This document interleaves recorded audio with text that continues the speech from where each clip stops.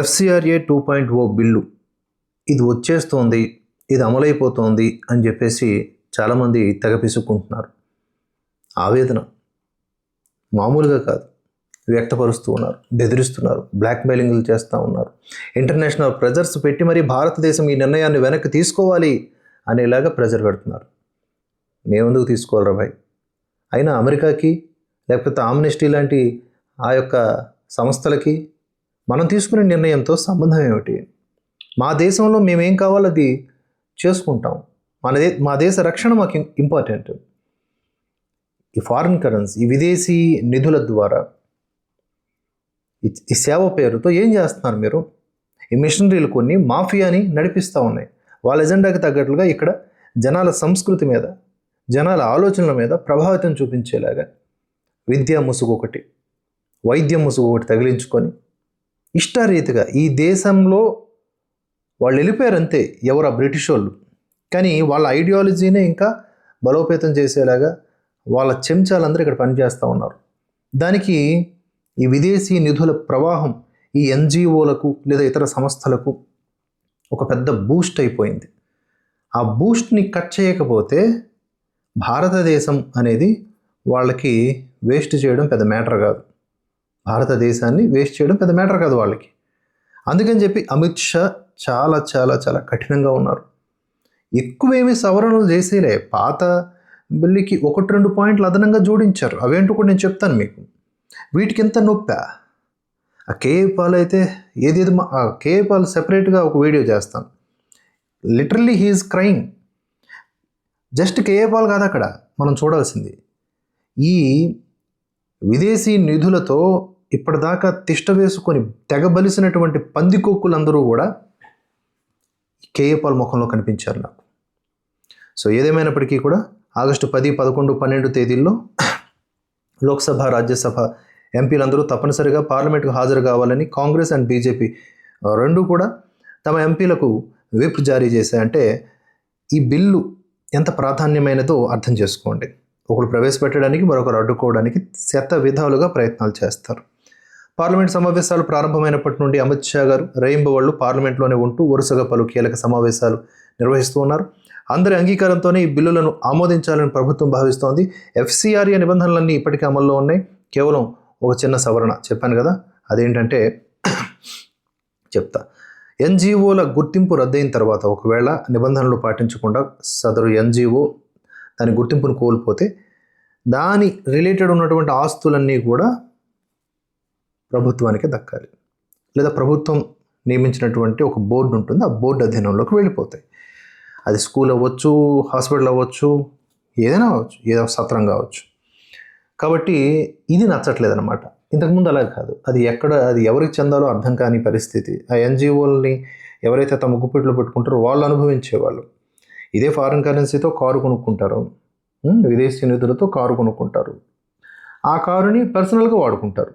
ఎట్లా సాధ్యమవుతుంది? అది కరెక్ట్ కాదు కదా, నియమాలకి విరుద్ధంగా ఉన్నట్లే కదా. ఇలా చాలామంది మిషనరీల పేరిట మాయ చేస్తూ ఉన్నారు.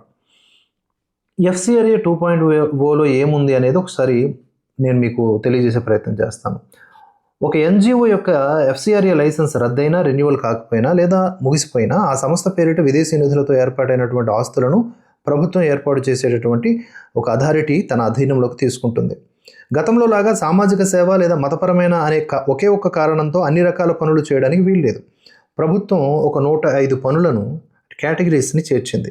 ఆ 105 పనుల్లో మీరేం చేస్తున్నారు అని చెప్పాలి. అలాగే విదేశాల నుంచి డబ్బు వస్తుంది, నీకు ఎవడు పంపిస్తున్నాడు, ఆ మూల వ్యక్తి ఎవడు, వాడిని మాస్క్ చేయడానికి లేదు, ఆ మధ్యవర్తిని చూపించడానికి లేదు. సో మధ్యవర్తుల పేరు చెప్పి అసలు దాతను దాచడానికి వీల్లేదు అనేది మరొక కఠినమైన నిబంధన. దీన్నే పారదర్శకత అంటారు. వీళ్ళకి అది ఎందుకు నొప్పి? సంస్థలు తమ ఎఫ్సిఆర్ఏ ఖాతాలోని విదేశీ నిధుల నుండి సంవత్సరానికి కనీసం ఒక 10 లక్షల రూపాయలైనా ఖర్చు చేయాలి. అలా చేయకుంటే ఏమవుద్ది? లైసెన్సు రద్దు అవుద్ది. ఒకవేళ నిబంధనలు ఎవరైనా సరే ఉల్లంఘిస్తే ఇంతకుముందు 5 ఏళ్ల జైలు శిక్ష ఉండేది, ఇప్పుడు దాన్ని జాలితో, దయతో 1 సంవత్సరాన్ని తగ్గించారు. బాగానే ఉందిగా. మీరు తప్పు చేస్తే కూడా 5 ఏళ్ల జైలు శిక్ష 1 సంవత్సరానికి పడిపోయింది. అంటే దాని అర్థం ఏంటి? ముందున్నటువంటి పాయింట్స్ మీరు తప్పు చేయడానికి అవకాశం లేకుండా చేస్తున్నాయి కాబట్టి అది మెలికి ఇక్కడ. ఏదేమైనా కూడా ఈ పాయింట్స్ వాళ్ళకి నిద్ర లేకుండా చేస్తూ ఉన్నాయి. ఎన్నాళ్ళు కూడా సూట్లు బూట్లు వేసుకొని ఇష్టారీతిగా తిరిగినటువంటి వాళ్ళు ఈరోజు మల్లగుల్లాలు పడతా ఉన్నారు. పాస్టర్లు, పెద్దలు, బిషప్పులు వీళ్ళందరూ కూడా అంచ చుట్టూ తిరుగుతూనే ఉన్నారు. విదేశీ నిధులతో ఏం జరుగుతుంది ఒకసారి మనం ఆలోచిద్దాం. దేశ వ్యతిరేకమైనటువంటి కార్యకలాపాలు జరుగుతాయి, బలవంత మత మార్పిడులు జరుగుతాయి. అలాగే ఆ నిధులు ఇప్పుడు ప్రొటెస్టులు జరుగుతూ ఉన్నాయి కదా, ఆ ప్రొటెస్టుల మధ్యలో కూడా కొంతమంది అగంతకులను డిప్లాయ్ చేసి వాళ్ళ ద్వారా విచ్ఛిన్నకరమైనటువంటి పనులు చేస్తారు, విధ్వంసాలు క్రియేట్ చేస్తారు. ఆ డబ్బు ఎలాగైనా ఇప్పుడు ఒక దుండగుడి నుంచి వచ్చే డబ్బు దేశానికి వ్యతిరేకంగానే పనిచేస్తుంది. సో విదేశీ నిధులు మన దేశానికి ప్రేమతో వస్తాయా? 1-2% వస్తాయి. ఇప్పుడు మనం ఆఫ్ఘనిస్తాన్కి సేవ చేస్తాం. అలాగే ఎప్పుడన్నా సరే ఇతర దేశాలు భూకంపాలతోనో వరదలతోనో ఏదైనా ఇబ్బంది పడితే మనం మందులు పంపిస్తాం. అది సేవ అంటే. అలాంటి సేవ మనకి ఏ విదేశాల నుంచి వచ్చినా కూడా ఆహ్వానమే. అలా కాకుండా డబ్బులు పంపిస్తారంట. ఆ డబ్బులతో వీళ్ళంట అన్నం పెడతాము, సున్నం పెడతామని చెప్తారు పైకి, కానీ లోపల లోపల ప్రలోభాలు పెట్టి మత మార్పిడి చేస్తారు, సంస్కృతిని విచ్ఛిన్నం చేస్తారు. ఇది మనం గమనించాలి. వీటన్నింటికీ కూడా అరికట్టడానికి FCRA 2.0 అనేది చాలా కీలకమైనటువంటి బిల్లు. మార్చిలో దీన్ని చెప్పాను కదా ప్రొడ్యూస్ చేసేశారు. బట్ ఇది ఆమోద ముద్ర అనేది ఈ 2-3 రోజుల్లో జరిగిపోతుంది. ఇంతకుముందు మనకు ఉన్నటువంటి ప్రాబ్లం ఏంటంటే FCRA 2.0 రాకమునుపు ఈ NGO లైసెన్స్ రద్దయిన తర్వాత సంబంధిత ఆస్తులు ఎవరికి దక్కాలో క్లారిటీ ఉండేది కాదు. నిధులు ఒక పని కోసం తెచ్చి వేరొక పనికి వాడుతున్నారు. విదేశీ నిధులు ఏ దాత నుంచి తెచ్చేవారు అర్థం కాదు. ఇప్పుడు జో సోరోస్ ఉన్నాడు, వాడు పంపిస్తాడు, వాడికి 100 కోట్లు అంటే 100 రూపాయలతో సమానం.